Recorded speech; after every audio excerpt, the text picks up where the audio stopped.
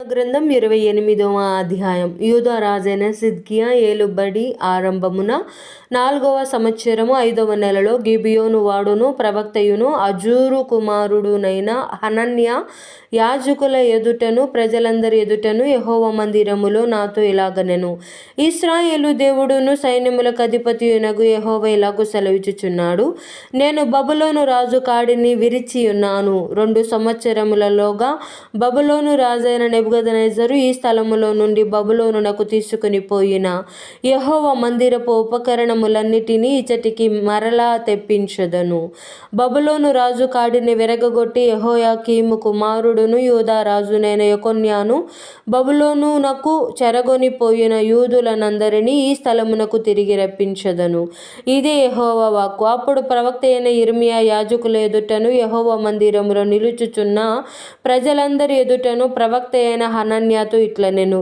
అలాగున జరుగునుగాక, యెహోవా అలాగుననే చేయునుగాక. యెహోవా మందిరపు ఉపకరణములన్నిటినీ చెరగొని పోబడిన వారినందరినీ యెహోవా బబులోనులో నుండి ఈ స్థలమునకు తెప్పించి నీవు ప్రకటించిన మాటలను నెరవేర్చునుగాక.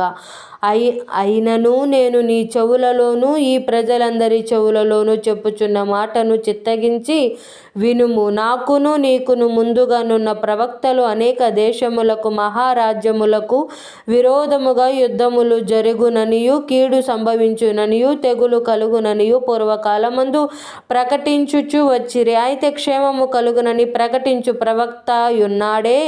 అతని మాట నెరవేరిన ఎడల యెహోవా నిజముగా అతని పంపెనని ఒప్పుకొనదగునని ప్రవక్త అయిన యిర్మీయా చెప్పగా, ప్రవక్త అయిన హనన్యా ప్రవక్త అయిన యిర్మీయా మెడ మీద నుండి ఆ కాడిని తీసి దాన్ని విరిచి ప్రజలందరి ఎదుట ఇట్లనెను. యెహోవా ఇలాగున సెలవిచ్చుచున్నాడు. 2 సంవత్సరములలోగా నేను బబులోను రాజైన నెబుకద్నెజరు కాడిని సర్వజనముల మెడ మీద నుండి తొలగించి దాన్ని విరిచివేసెదను. అంతటా ప్రవక్త అయిన యిర్మీయా వెళ్ళిపోయెను.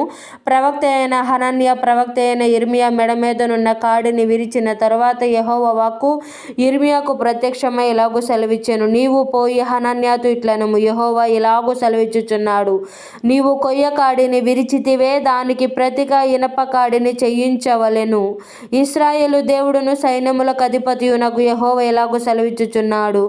ఈ జనులందరూను బబులోను రాజైన నెబుకద్నెజరుకు దాసులు కావలెనని వారి మెడ మీద ఇనుప కాడి ఉంచితిని గనుక వారు అతనికి దాసులగుదురు. భూజంతువులను కూడా నేను అతనికి అప్పగించి ఉన్నాను. అంతటా ప్రవక్త అయిన యిర్మీయా ప్రవక్త అయిన హనన్యాతో ఇట్లనెను. హనన్యా వినుము. యెహోవా నిన్ను పంపలేదు. ఈ ప్రజలను అబద్ధమును ఆశ్రయింపజేయుచున్నావు.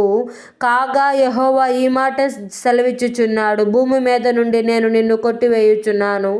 యెహోవా మీద తిరుగుబాటు చేయుటకై నీవు ప్రజలను ప్రేరేపించితివి గనుక ఈ సంవత్సరము నీవు మరణమవుదువు అని చెప్పెను. ఆ సంవత్సరమే 7వ నెలలో ప్రవక్త అయిన హనన్యా మృతి నొందెను.